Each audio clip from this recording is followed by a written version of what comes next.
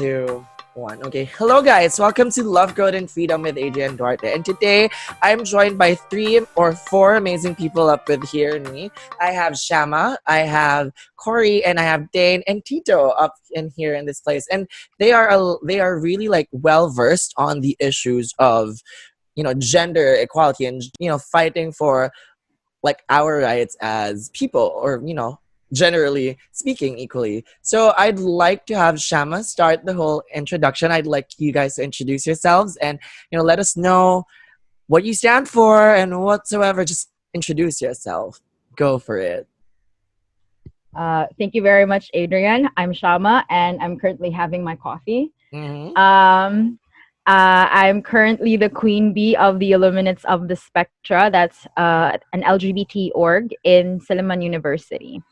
Apart from that, like another hat that I'm currently wearing is I am also part of the ASEAN Queer Women's Network. So we're currently forming a network of queer women all across ASEAN to make sure that queer women are given their rights, queer women are given resources, and queer women are given enough spaces to be themselves. And the bigger hat that I'm currently wearing is I'm currently a global reference group member of the Spotlight Initiative, which is an initiative by the European Union and the United Nations to end violence against women and girls everywhere. Wow. Okay, that's quite hats you've got there. Could you have? Thank you so much for that. Could we have Corey and go for it? Yeah, so I'm Corey. I use he, him pronouns. It's a lot to follow up Shama, but I'll try. I'm the vice president of iSpec, which means I come up with a lot of the ideas, kind of. And then I'm usually the one that gets Shama's coffee, but I'm not there right now, so she had to get her own coffee. And I also try to be really involved with homelessness, especially in Dumaguete. It's been a passion of mine since I was like a kid. So that's kind of my side project other than iSpec. I see. Wonderful. Okay. Thank you so much, Corey. What about you, Dane? Hi, I'm Dane. I've already graduated from Siliman University. I used to be a member of iSpec. I'm their token asexual. I worked more on the social media front. I helped produce videos that pushed queer women specifically into the spotlight to give them platform, more representation, to tell people that these different kinds of women exist. Yes, basically that's what I did in iSpec. In iSpec, much less sorry than Shama's hats. it's all good though, but what I could just say with all of you is that you guys do have like a lot on your plate as a person. I mean, basically when you are someone who's like struggling with your own issues, it's really quite difficult to actually also understand the issues of other people. And with you doing that as a socially responsible person, it's really quite inspiring. It's really quite like I have so much admiration for that, because not all people do have that initiative to actually learn on that spectrum. So Tito, would you want to introduce yourself on this podcast, or we just like no? Tito is okay. Yeah, sure. Yeah, go. Tito's here. Let her introduce herself. Go. Okay. Hi everyone, I'm Tito Toods, and my internet friends know me as Tito Toods on Twitter. I go by she, her pronouns. I know a lot of people have been confused with that because my name is Tito Toods. Yeah. But yeah, I'm a math major, and I've been friends with Adrian for over 7 years. And that's how I connected Adrian with Shama, Corey, and Dane. Yeah, and that's all you have to know. Yeah, and she made this all possible, which is so cool, because I've really been wanting to learn more on that front. That's why I invited him over. I want to learn more on that front. So with that, to start this discussion off, like, could you tell me what feminism is? Like, we've talked about you putting out the international, what do you call that, for the violence against women. Shama, you were wearing that bigger hat, the representative, and you were you were pushing for more representation for queer women. So there's a really like um, there's a really evident idea that there's women involved, women and stuff. So can you tell me what it is to be like someone who champions for women, feminism, and what it means to be a feminist? Like, you guys could all answer that. Sure. So I'm not the end all be all of the definitions of feminism. Just to, and I just wanted to like to flag Clarify. that Yeah. at the beginning and have that disclaimer. And I just wanted to also note that feminism is not only like something that exists in a vacuum, it also exists along with other struggles. Struggle for land rights, struggle for climate justice, the struggle for indigenous rights. And there are women in these different communities as well. There are non-binary people, there are queer people in these communities, and it's very important to understand that. Academically speaking, though, feminism would be defined in so many ways by so many people who believe in different kinds of feminism. Yeah. My specific definition of feminism would be the upliftment of the feminine. What that means is that you don't need to be a woman in order for you to uplift the feminine or to give value to what is feminine.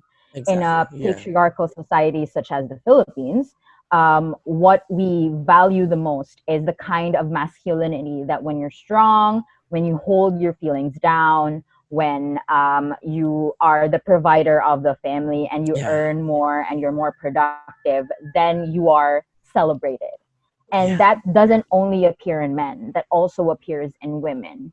But the fact that when you show your feelings, when you care for yourself, when you rest and all that, that is something that is frowned upon because that is not celebrated in society. Not to say that I don't exhibit masculine qualities, because I have a problem with resting, but I think recognize that as well. But I think that in order for feminism to push and move forward, because it's all about equality, it's all about knowing and understanding that women and other sexual minorities should have rights and should be valued in society. That also means that putting masculine and feminine qualities at par or at the same on the same value with each other. All right, okay, what about you, Corey? What do you want to like add up to any of those, both of you, Dane and Corey and Tito? I guess like for me, feminism kind of like focuses on getting everyone to be equal, like men, women, all of the different genders, non-binary. But I think a lot of people think that it only has to do with women because it's called feminism. But the reason why it's probably focused on women and feminism is because they're usually or historically have been a more oppressed group than men. So they're not going to really focus on the rights of men when they've kind of always had rights. You're going to focus on like the minorities, but not to say that feminism doesn't benefit men. It benefits everyone because you're looking at equality and being equitable within like how we present, how we interact, all of that. And I think I don't know if there needs to be like a rebranding or just like information drives, but if people could just get past the idea of like, oh, it's only for like women, then I think a lot more people would say they're feminists. Then people will be like, oh, I'm not a feminist, but I believe everyone deserves like equal rights. Well, like if you believe everyone deserves equal rights, you're a feminist. Sorry to break it to you.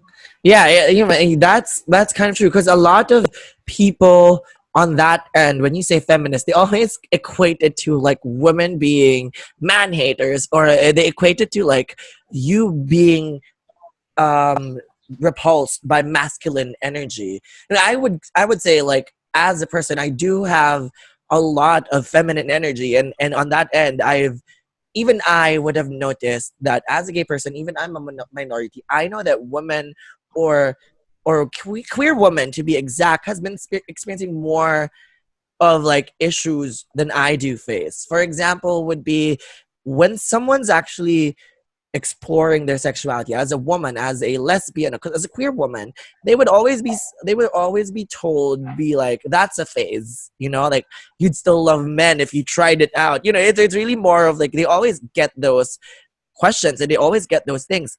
On my end, I never get those. The only thing I get was like, oh, sayang ka, you're what a waste, you know, you could have been with a girl. And I'm like, no, I'm not a waste. Basically, I'm not a waste. I've got guys who could like swoon for me or whatever that is, but it's not a waste. And like I've seen how much struggles that they had to face. They like those are a lot of questions and things that we don't get to see like in front. Like when people are proud of who they are, and not just that, women in general have been getting flack for being actually just open about their sexuality. You know, I mean, men as whatever can be as promiscuous as they are, and they could be, you know, sexually active and whatever without the judgments. And some guys have the audacity to actually look for a virgin, which is a concept, I guess. I've never believed the idea of virginity or whatever. It's really just a social concept, I guess. And a lot of people, you know, I've met guys who would want women who are like less promiscuous than he is, and I'm like, that's quite unfair. Like, am I really just, or women just allowed to be like, you know, just prim and proper for you, and then if they don't give into whatever whim you have, you'd call them prude and whatever, right? It's really, it's And if I may, go for it. I don't understand, because you'd have more fun if the woman had the same experience as you have. Exactly. Yeah. Because she knows what she wants, and she knows what you probably want because she's had enough experience. And I don't understand why you wouldn't have more fun with that. Exactly. Yeah. You also have to look at like not even necessarily though. I don't necessarily agree with what Shama just said, because like you shouldn't look for a virgin or someone that's like less promiscuous. That shouldn't be a priority. But it doesn't mean they're necessarily going to be better or know more what they want. It's just like everyone has their own sexual history, and it shouldn't be judged or even like fetishized. Yeah. But because like there are people that go for people that have had more experience because they think, oh, they're going to be like freaky or whatever. Like, oh, they lost their virginity at like 14, they're going to be like a freak by now or some shit. I guess those are the things that I still quite don't grasp about how men think about a whole lot of other things. When I say on my end, I always say being a man, I say sometimes men are trash. Like literally sometimes they have like the worst mindset of a lot of things. And I'm like, I really couldn't understand. So Dane, do you have any like additional thoughts on like what feminism is for you, and how you view it and what it is, you know, generally? It's really important to note that feminism isn't women's superiority. Mm-hmm. It's just that it's equal rights. And to add to that whole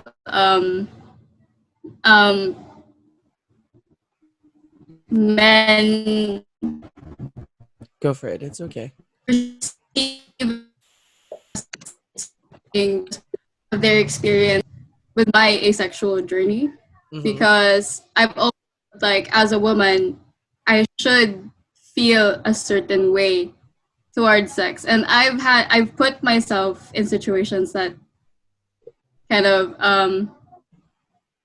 I wasn't comfortable with, so that I could maybe feel normal, because that was the norm that most people pushed. So yeah. I see. You got cut a little. Well, you got cut a little with the first part. Is it okay that you repeat it, like with the whole? You said you put yourself in uncomfortable situations just to try it out, just to feel normal. Like the one before that, what were you trying to say? Like, the fact that it messed with my asexual journey. I see. Okay. So that notion just really like messed up with it. On another note, though, I've never. So this is the first time I'm meeting someone who identifies as asexual. Could you help us define what asexual is? Like, what it, you know? Hello, Dane, are you there? Okay. Well, let's wait for Dane. You know, it's really just I would want to know more. I'd want my listeners to know more about what asexuality is. Actually, a lot of people I've met throughout the years have still have a little to no idea of what sogi is and so many other things. So could you tell us what it means to be an asexual person? What is asexuality? Like, can you help us understand that more? Asexuality is basically someone who doesn't feel sexual attraction towards a person. Okay. It because asexuality itself is a spectrum, like most identities in the LGBT. Yeah. Doesn't necessarily mean that you don't react to sex arousal. It's just that you don't feel sexual attraction towards somebody. Okay. So you still feel the arousal, but you don't feel sexual attraction to a person. Is that is that how you? Yeah. Okay. Because That. within the spectrum, I identify as a demi, All right. which means that I can still feel arousal when I connect with someone. But on a lot of cases, on majority of asexuals don't necessarily develop or establish a sexual relationship with their partners. Okay, it's mostly like the relation, more of the emotional aspect, like the aspect of companionship, more than just the physical attraction to it. Okay. Thank you for that. That has enlightened me a whole lot of more. I mean, I knew what it meant, but it's really different to come it up from to come it for it to come from someone who's really actually experiencing it and it's or identifies with it more. So, all right. Okay, what about you, Tito? Would you want to weigh in on the feminism? Okay, so I've never studied feminism in school, but thank goodness for the internet. I understand it as fighting for everyone's autonomy, because that's how I see the patriarchy is this system that takes power away from people, and I see that's why people tend to struggle to understand feminism is because they think it's about men versus women, but it's actually about everyone. And how because for example with guys, from what I see, guys who are expected to be masculine, that kind of takes power away from them because they're not as free as they can be. So yeah, that's how I see feminism. Well, I think with all your inputs about feminism, especially with what Gertie said, I mean, it is really true that it really affects everybody. And I think people should know that feminism isn't just upholding one gender's rights or whatever rights just for one specific spectrum or whatever, but it really just focuses on getting people to actually put a level of equality on all sexes where men are not expected to be just the breadwinner. Women can be that as well. Queer people can be that. Anyone could just be that as well. So, it's just, I guess a lot of people should understand when feminism comes into play, it's more of leveling the playing field for everybody and crushing those notions of putting people in specific boxes of how they should act and who should they be at the end of the day.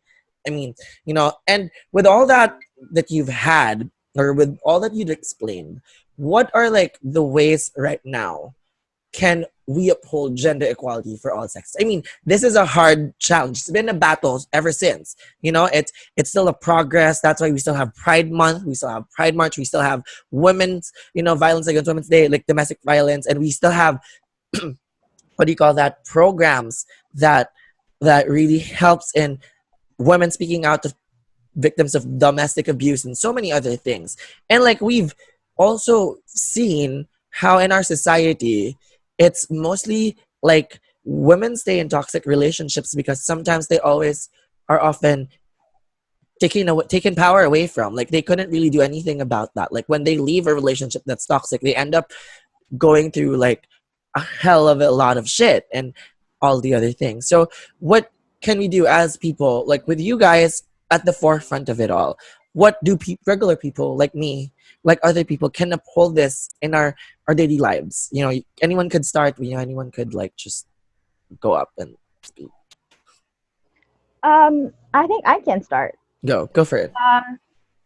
So there are so many. This is a very multifaceted issue Yeah. because your gender also affects the way that you're being treated in society, therefore the jobs that you get, therefore the kind of treatment that you get when you're in school, or the kind of treatment that you get in society as a whole. So I feel like if you want to uphold the equality of genders for all, that means that you have to attack it from different sides. Mm-hmm. And attacking it from different sides is is very difficult. But also, one of the dangers about it is that you can get pulled to too many places all at once. It could stretch you so thin that you can't really focus on one thing at a time anymore. So I feel like letting 1,000 flowers bloom, as a lot of people would say, would be one of the best ways to uphold gender equality. Okay.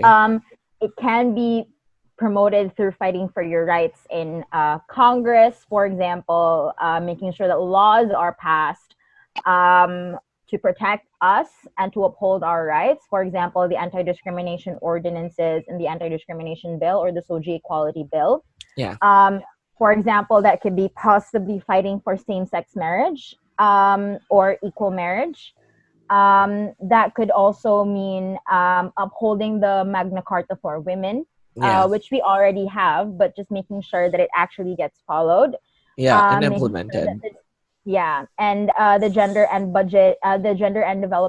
development budgeting is monitored, and gender responsive budgeting is monitored.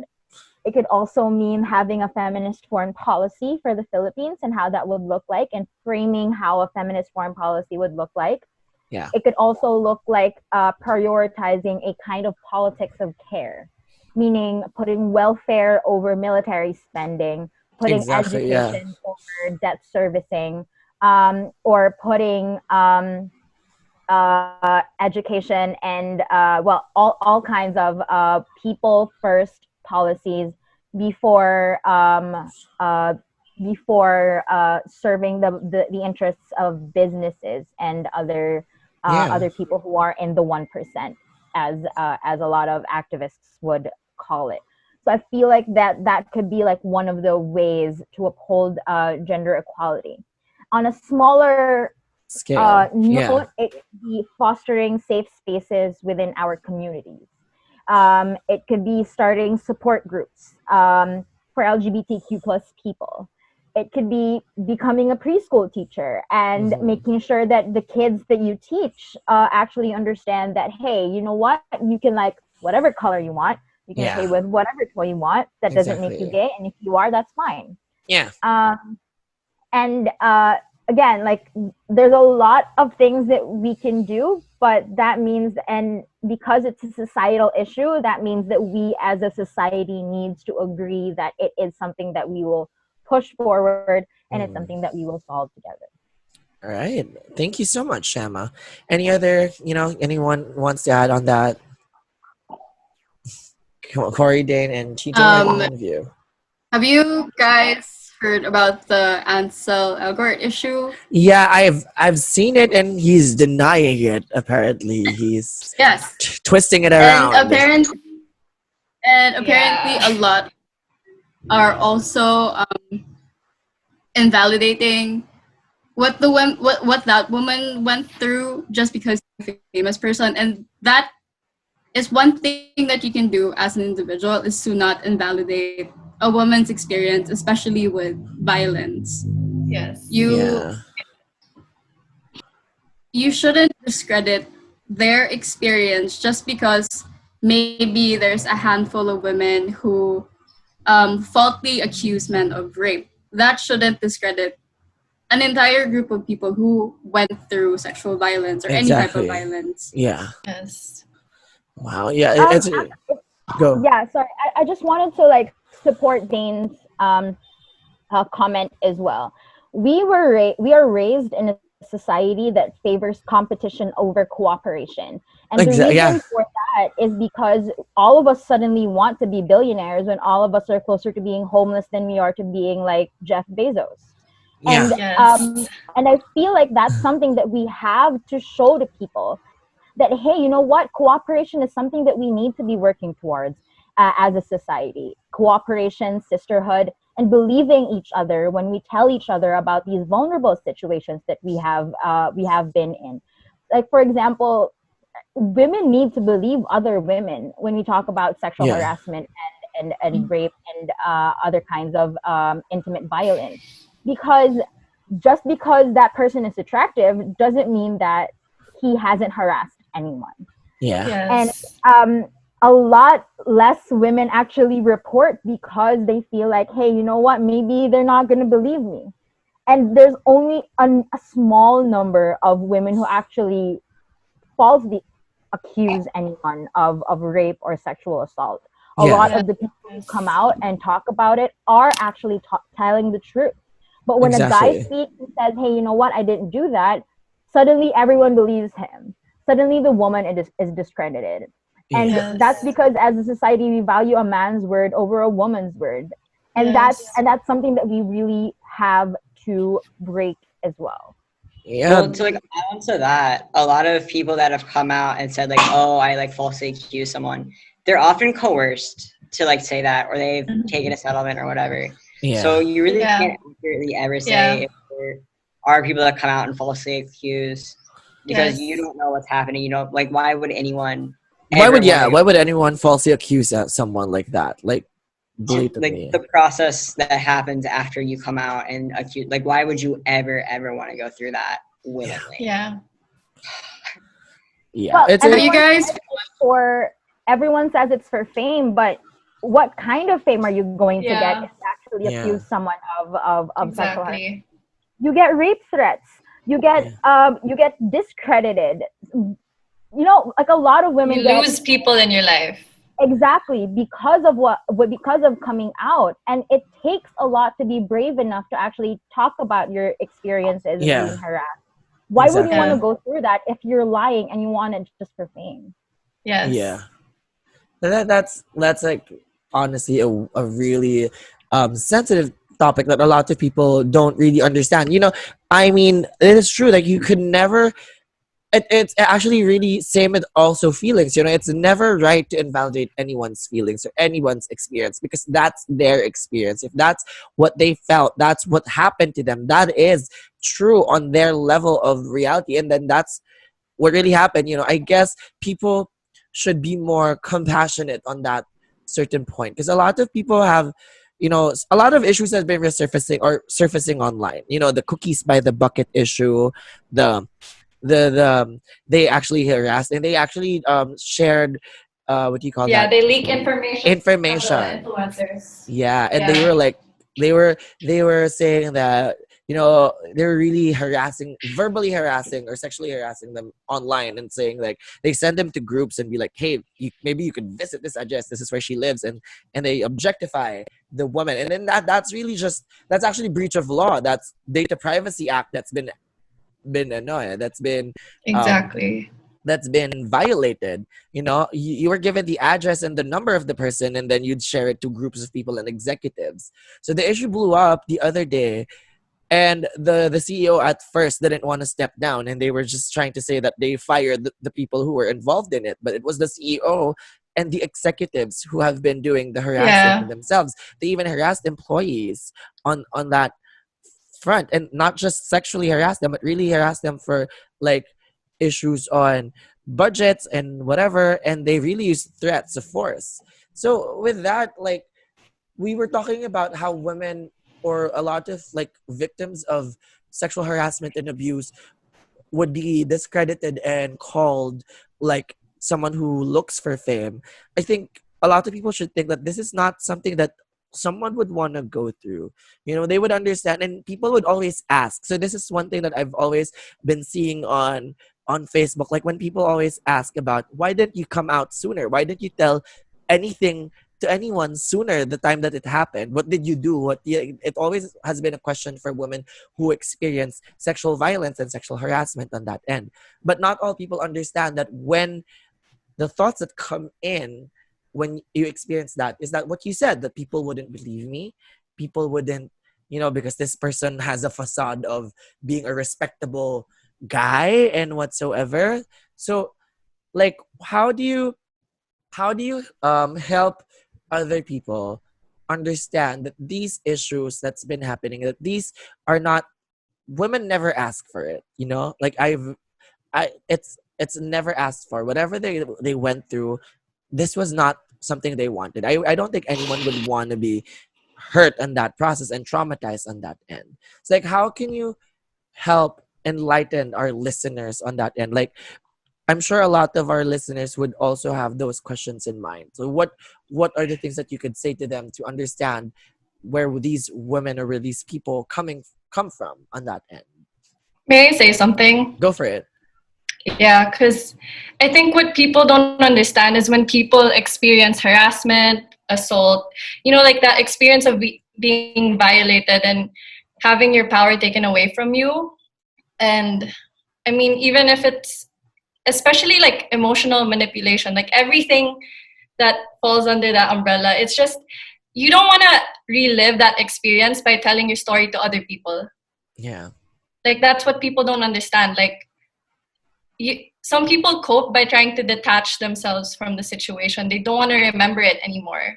And why would you blame someone for not, reporting early or for reporting late? Like, sometimes people report late because they have to go through a healing process first before they can come to terms with what happened. Yeah. Because there are times when, like, it's just so, like, you go through that situation and it's just so, I don't know, it happens so fast and whatever, and you just like, you sit in disbelief, like that thing really happened to me. So like, I don't think people really understand that. And if you're someone who's never gone through such a situation, I think all you can do is just listen. Yeah.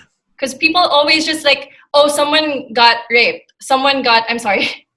Yeah, go for it. Yeah, trigger warning. But like, someone went through that situation, but like, I mean, you can't just go like make judgments right away and then just like wait till you can say something. You should just sit and listen, because you don't know what it's like to be in that position. And even if you've been through that, you still, it's still not your place to say something like, oh, I went through it and I was able to cope. No, just listen to that person, because that person is going through that thing in such a different way. And that's not bad, because they're going through it in a way that they can. And it doesn't have to be the same as, exactly. So yeah, that's all. All right, thank you. Anyone want to add more on this topic or on this front? Anyone? So I think like I won't necessarily have something for people that are like, mine's a little off topic, but it's like within the same kind of like lane. Yeah. But I think a lot of people have an issue with understanding this is because we have the idea of like sex and sexuality revolves so heavily around like male sexuality and male sex. Yeah. And we've created a society where it's like, it's okay. Well, it's like, it's not okay, but like, it's accepted to make rape jokes. Like, we have presidents, we have world leaders that have made rape jokes, that have made assault jokes, and we let it happen.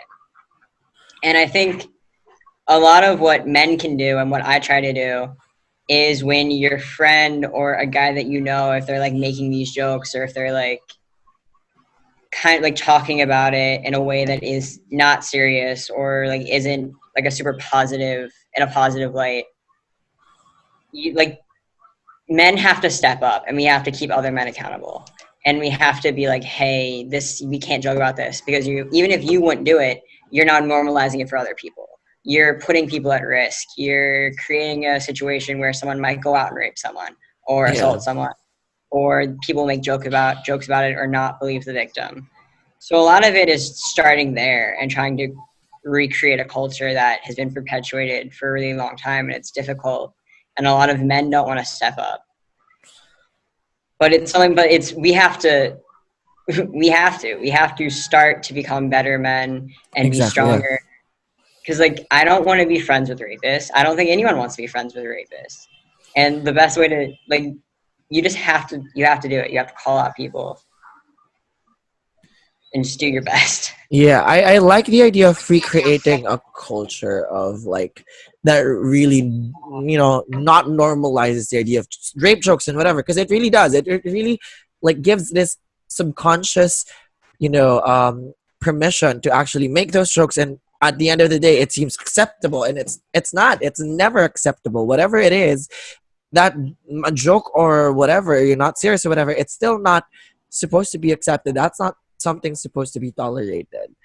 Okay, so with all those stuff, I mean, I've learned a lot of things on this front, like a lot of the idea. With that being said, that feminism isn't just for women. You mentioned actually stand up to uphold these rights, because it's men that we see right now as patriarchal. The society that we have now is patriarchal, so people would listen to men, and if men would actually know how to lead more in a more feminine way, not just a masculine energy of like law and order and whatever, but with compassion and understanding of a whole lot of other struggles, I guess it would be easier for the world to understand more of each other. People like we have now, leaders that we have now, have always been so black and white about so many things, and they don't really care about the collateral damage that comes along with it.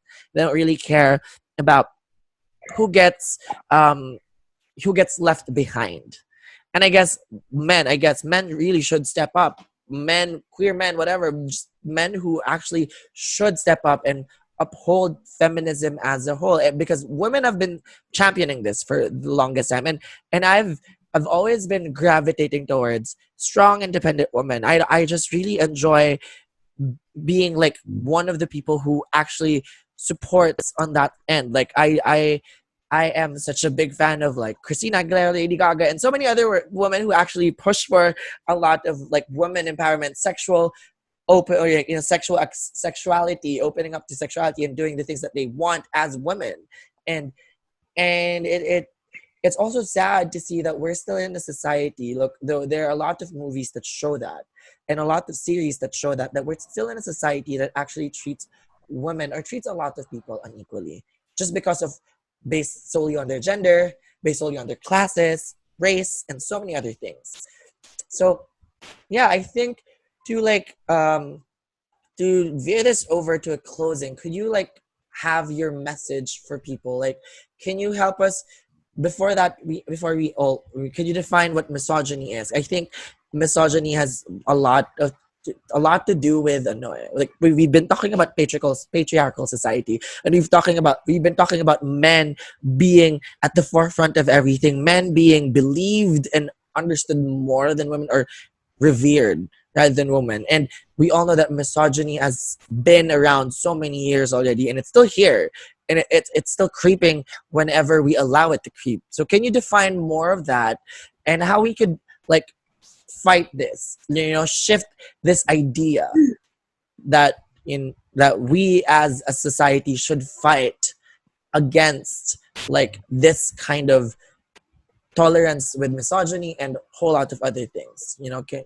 Shama, would you like love to go? Sure, I can start. So I feel like I'm being the academic here, the Professor Shama, and go for it. That's what we all want to hear here. It's really just, I want to know more. I want my listeners to know more. Just that's fine.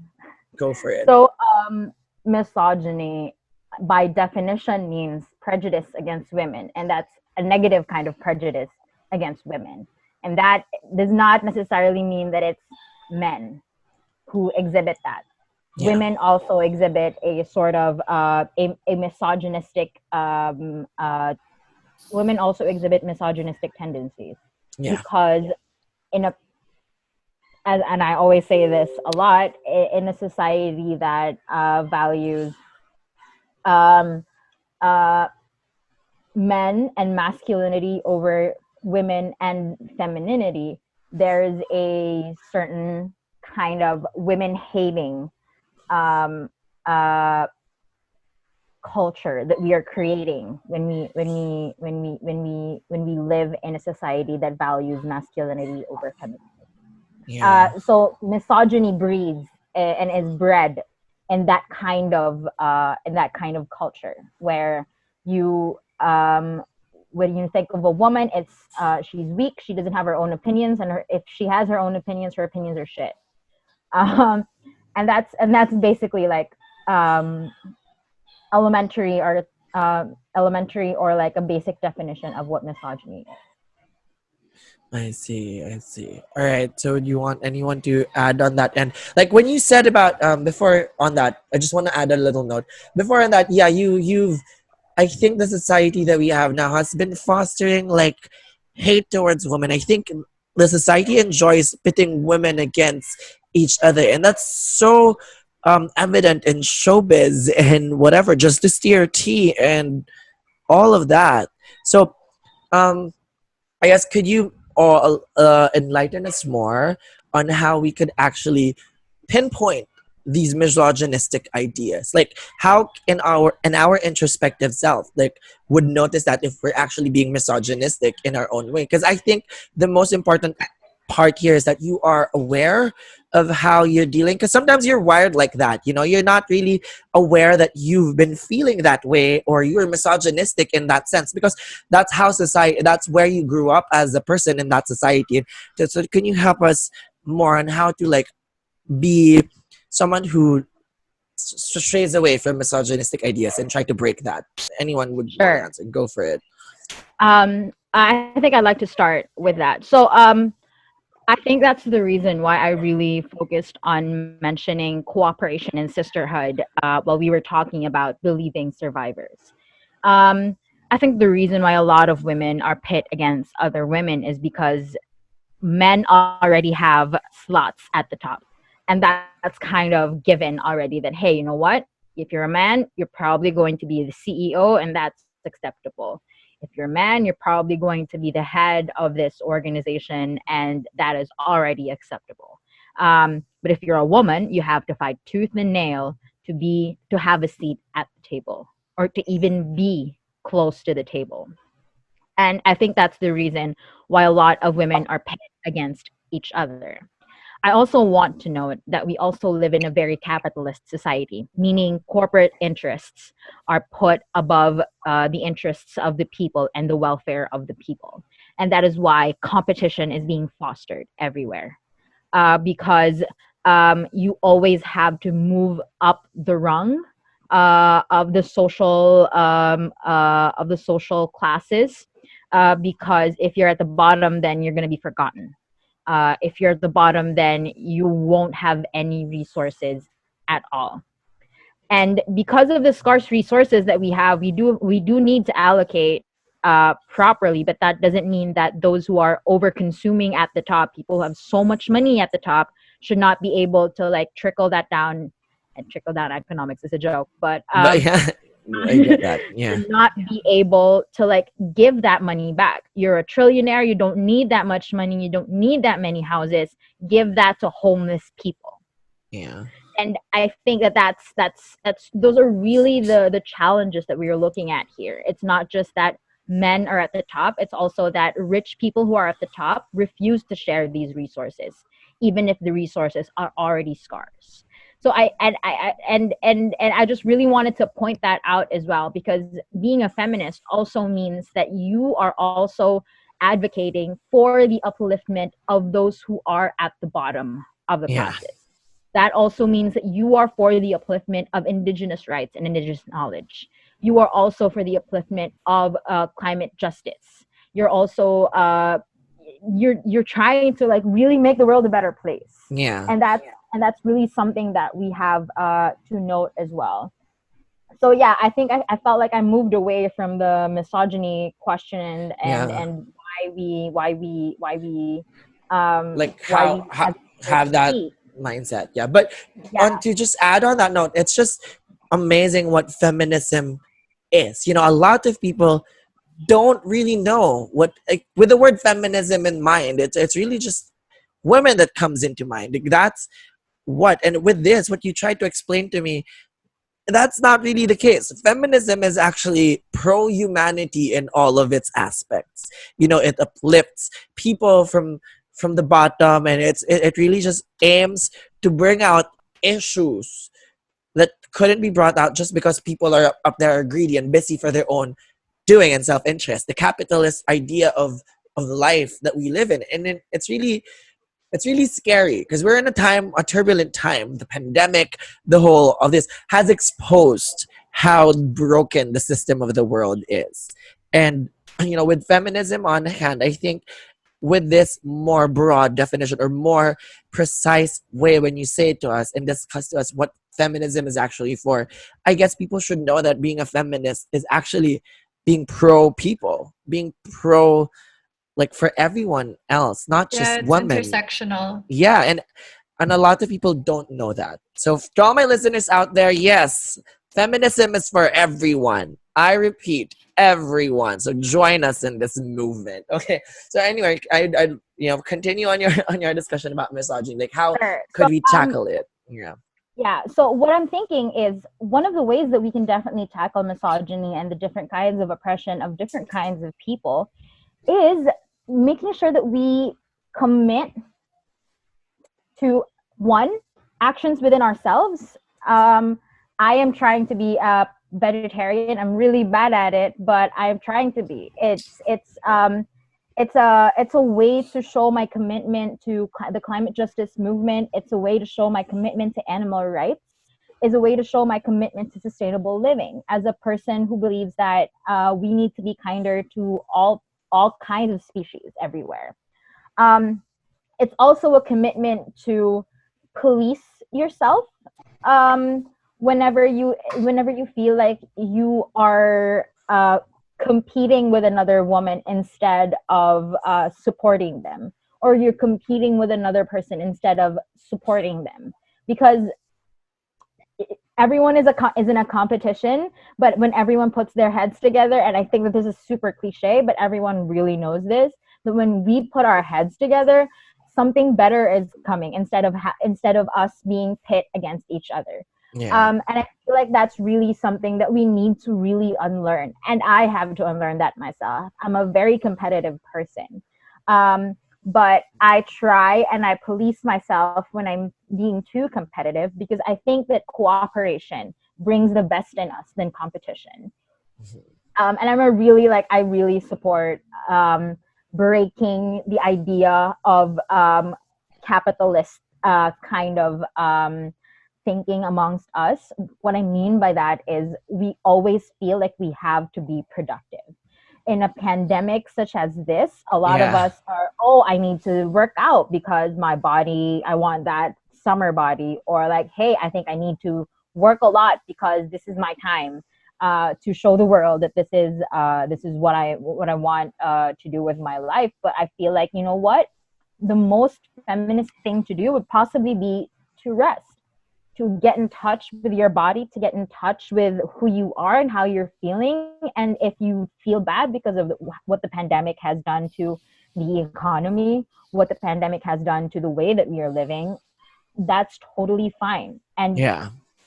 self-rediscovery and discovering yourself is sometimes the best way to go.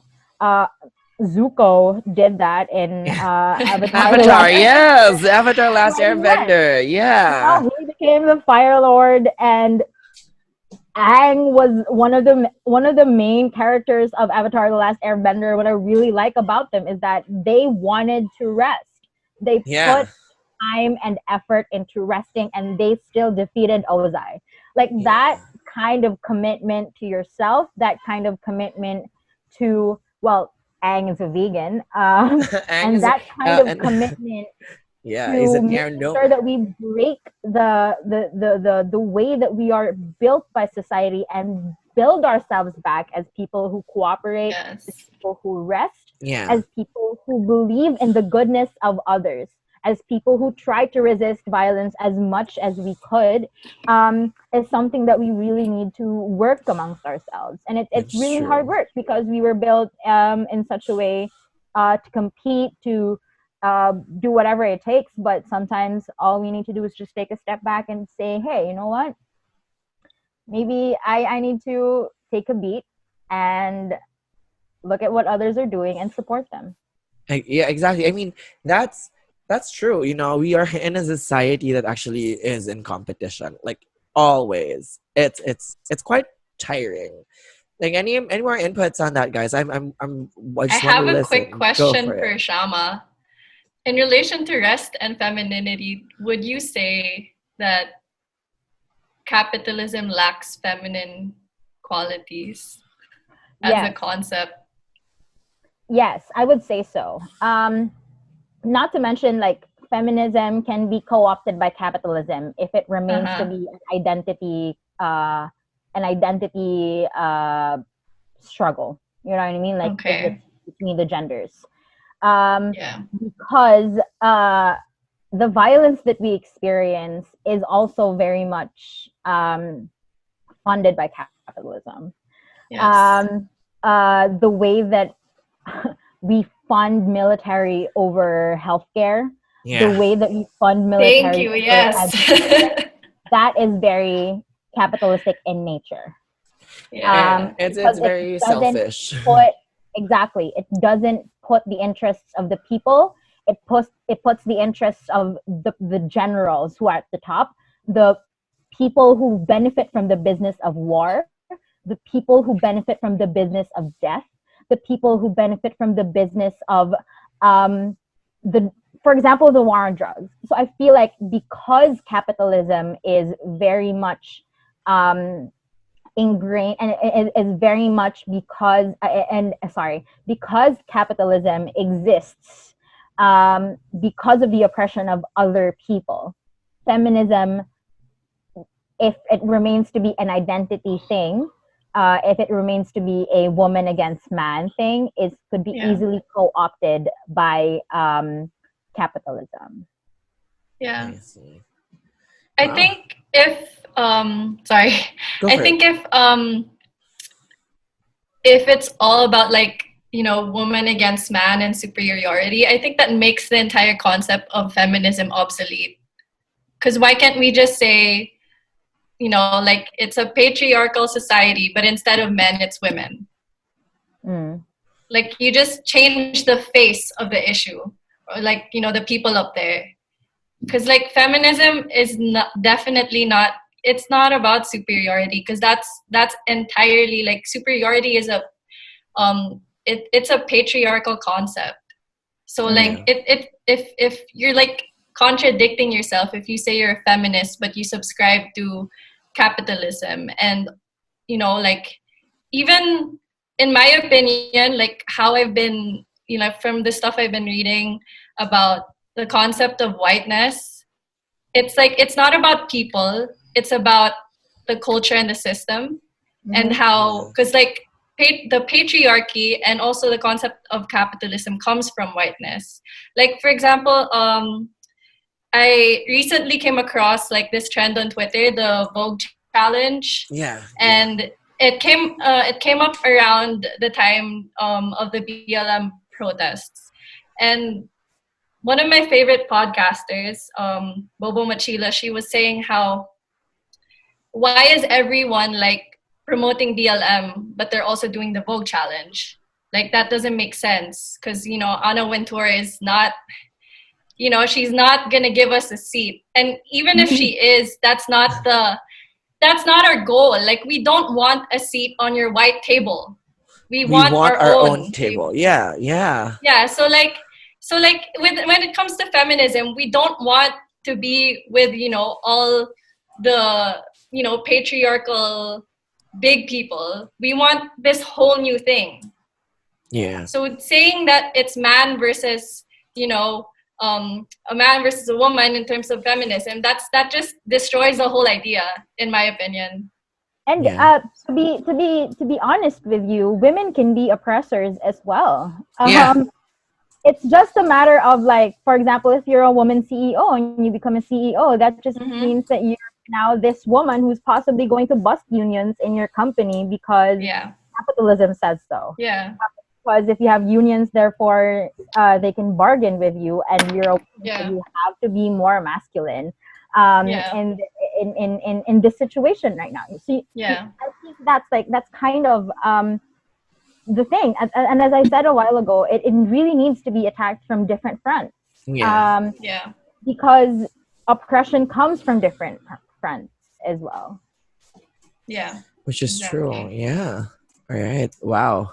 I'm just so amazed by all of the things that we've been talking about. I've been learning so much on this, and I'm just like, like a lot of things that's been going on in my head. It's really awesome. So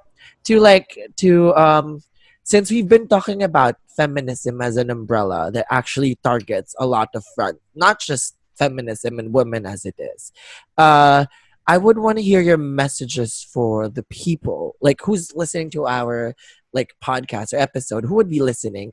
What are your messages to actually help join our cause for this? Like your messages for the people, because I do have a question here that what are the similarities of the LGBTQIA community and the feminist movement, but it's been so clear that feminism doesn't just mean that it takes over the rights of the LGBTQIA, but it takes over the rights of the whole human race that actually is suppressed or oppressed by an oppressor. And I guess a lot of humanity or humans right now, or like us, have been on that receiving end of oppression. You know, I mean, it's not it's not firsthand, but we are in the position of the oppressed, with the fact that people have not been sharing from the top. You know, it's really more of, people have been greedy and selfish, and inherently everybody has been super selfish. And I mean, that's how the states have been working on an international scale. A lot of the states have been thinking for their own interests and advancing their own interests. So at that point, I wouldn't want to ask that anymore. So I just want to hear your messages, each and every one of you, your messages to the people listening to this podcast right now, who would listen to this idea of what feminism is and how it actually encompasses. Why is it something that I want to celebrate, or we want to celebrate during Pride Month, or something we want to celebrate and uphold more than just in a month? Yeah. Thank you. Go for it. Thank you, Adrian. I just wanted to say that feminism doesn't necessarily encompass all of the rights of the people. I see. Feminism stands with other rights of other people. I see. Stands It's with climate interconnected. justice. Because because climate justice activists might feel like, oh my God, why are the feminists taking over? Yeah. Sorry about that. See, I so much to learn. All right. So it stands with the fight and the struggle. It stands in solidarity with the struggle of the LGBTQ plus people, with the struggle of the lower of the classes, with the struggle for land rights, for indigenous rights, for Black people, and for Black lives. And in the spirit of sharing and cooperation, I actually wanted to relegate my spot for the final message and give the microphone to Corey and Dane so that they can speak more. So I'm going to step back in the spirit of feminism and let them be at the forefront. Go for it. We want to listen. Go for it. Corey or Dane, go. I can go first. Yeah. All right. Go for it. So I guess the biggest takeaway, I guess, for anyone that's being introduced to feminism is it includes you. Regardless of who you are, it includes you. You're a part of it. You have a stake in it. And I think making it personal, because people are very they're very self-centered beings. We're kind of wired to be that way. Yeah. It makes someone want to join it more when they know that it applies to them, when it's in their own context. I also think for people that have been in feminism for a while, we have to become more comfortable with criticizing ourselves and each other, and criticizing and making sure that we're all staying on the right paths and reinventing ourselves, because there are a lot of people that are feminists that do good work that aren't necessarily going where we need to be going. Like you have the existence of TERFs, which are trans exclusionary radical feminists, where they have used feminism to build a platform and then are now excluding others from it. Like, and that's just like, that's the opposite of what feminism is trying to do. You're trying to create these platforms to then amplify voices. And what Shama just did, it's making sure everyone has a seat at the table, making sure everyone has a chance to speak, being in solidarity with others, being intersectional, and really figuring out how you yourself can be involved, because there isn't any one way to be an advocate or any one way to be a feminist. It's a very personal journey. It's a very personal identity, and just kind of figuring out how you're going to fit in, how you're going to do it, and making sure that you're being open to others, you're listening, you're being an equitable like partner. So it's not always about me, it's not always about you, it's always about us together. And I guess that's like the main thing, is you have to make sure you're running this like race with others, and you're not just like by yourself. Because if you're by yourself, kind of what's the point? You know? Yeah, true. Yeah. Beautiful. Yeah, that's really, I like the running with the race with other people, not against every other people. You guys are in it to like win the race together. Yeah. All right. Dan, what about you? In relation to it on being a personal journey, you should also look into yourself for your internal misogyny, internal homophobia, your microaggressions that you aren't really aware of. Yeah. Like when you say that you're not like other girls, or when you say things like I'd much rather hang out with guys than with a group of girls because there's less drama, things like that. Check yourself for your internal misogyny. Being a feminist is also standing with trans women. Include them in your activism. Include them in your activism. Include them in your advocacies. Yeah. Because Yes. they're all women, and like a lot of times people invalidate their experience as women, and I think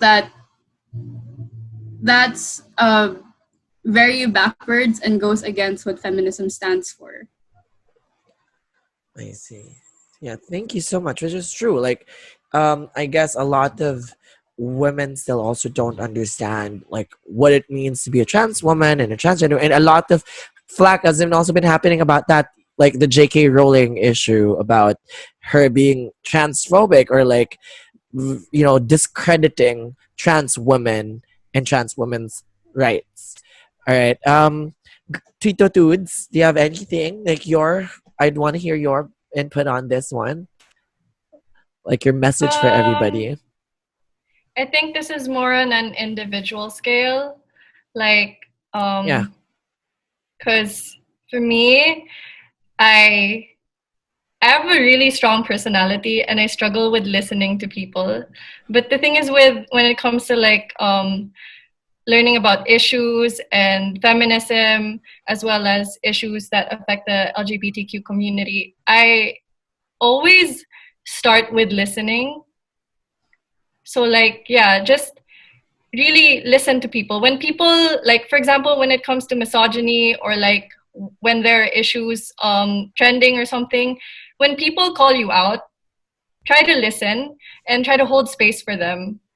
And also hold space for yourself. Because sometimes you just, like, especially like when a lot of people were starting to be active with like social issues because, we're all in quarantine and we have the time. I feel like True. people have been trying to accommodate everyone, and I know that can be really overwhelming. So you're doing a great job, but definitely hold space for yourself. Like as Shama did say, like let yourself rest, and also listen to how you're feeling. Like if you feel really overwhelmed, don't feel bad for it. Like that's normal.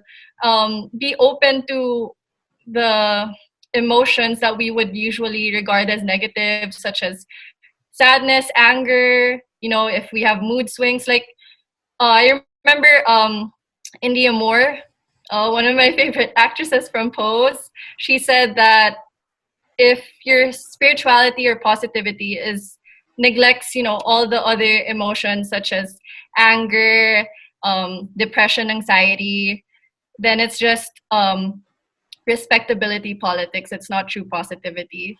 So yeah, just hold space for yourself so you can also hold space for other people. Now that's a beautiful message. Yeah, that is true. I think a lot of the things that's happening now is also rooted about how people are not so much kind to themselves. And I think the reason why, or I really do believe I have like that idea that people are inherently mean right now because they're inherently mean to themselves. Like it's always been true that we are our own biggest critics and we do have our inner saboteurs inside of us telling us so many other things otherwise. And we'd be surprised with what people tell us that they see up in front of us.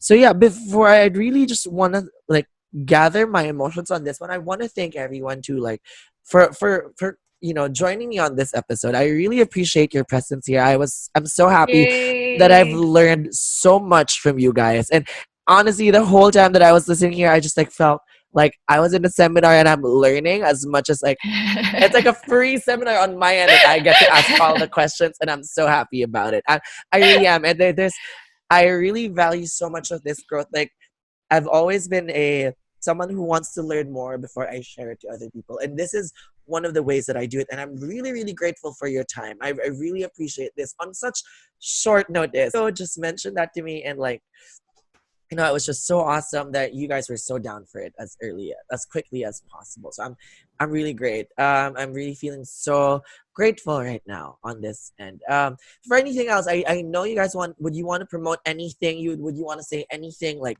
to the listeners who want to check out some pages and since you are iSpec, right? iSpec. I love the name though, Spectret of it's really so it's so hard to say. Like it's so hard to say, but it's so like very what do you call that? It's very medieval. It's very like mysterious. It's not very, it's just really like so what you call that? I'm into like Game of Thrones kind of thing, like those kind it made me feel like it's a Game of Thrones kind of thing. So yeah. We are named by a drag queen after all, so Oh really? I didn't know. yeah. Okay. The founder of iSpec is a drag queen. So Really? they named iSpec Illuminates of the Spectra because when you illuminate a spectrum, what comes out is a rainbow. That's so smart. That is so smart. Okay, that's so cool. Awesome. Okay, that's okay, Yes, guys. I think I just This is wanted so cute. to. Go I for know. it. I just wanted the kids don't like it. Corey and Dane don't like it, but I kind of like it. It's kind of poetic, and it's kind of It like is you would really have to think about it, what it means or what it stands exactly. for, It's a and good conversation starter. exactly. Yeah, well, I like it. It's really cool. I would have never guessed that until you explained it to me. So I would have to like search it before anything else. So go, get Thank high. you. Okay, so you can look us up on Facebook. It's called Illuminates of the Spectra. You can also just look us up. It's facebook.com/ispec.su. We are currently working on a lot of other things as well. You can also check us out on Instagram. We have an Instagram handle called ispec.dqc. That's ispec.dqc. Some of the things that we've been currently working on are we just published 3 queer children's books last year with queer artists and queer writers, and we're very proud of that. We just did like a reading session that we're going to publish on our page as well. We're going to have an upcoming webinar with the Austrian Embassy on the gender components of the books that were written. this coming Friday, 3 p.m. on our page. It's going to be on Facebook Live. Wow. Okay, that's soon. It is. Every Tuesday, we drop videos of our drag queens. They're currently making their own videos for like a virtual drag extravaganza, eleganza that they planned themselves. So we're they already have their own platforms, but they're helping out iSpec by making videos that we can put on our page every Tuesday, 6 p.m. I That's so think so cute. far that's basically it. I think I might be forgetting something. Corey, Dane. We're also going to be conducting SOGI and then consent workshops throughout July and August. So if anyone's interested, like you have friends or if you yourself want to learn more, you can go to the iSpec page and you can sign up there. There's like a Google form. Is that what it is? Yes. Yeah, Google form. Yeah, Yeah. it's a Google form. And you can fill out, and then you can hang out with Shama and I, and we'll teach you about SOGI and consent. Ooh. Yeah, that's a cool. I'd love to go through both of that. Yeah. What about you, Dan, anymore? And you guys all good? Yeah, go. I would also like to plug Bacolod Pride events. Every Friday, starting I think, what day is it today? It's Sunday, 21st. man. Yeah, Sunday. Every Friday, there's a lip sync contest. Every Saturday, there's a quarantine realness contest. On June 27, there's a digital pride culmination activity online. You can check out the Burning House 6100 BCD on Instagram for more information on virtual Bacolod Pride events. That's so awesome. Oh my goodness. Wow, I've never knew that there's so many events going on. Like there's so many things. All right, guys, check them out. I'll be putting those details down on like the episodes.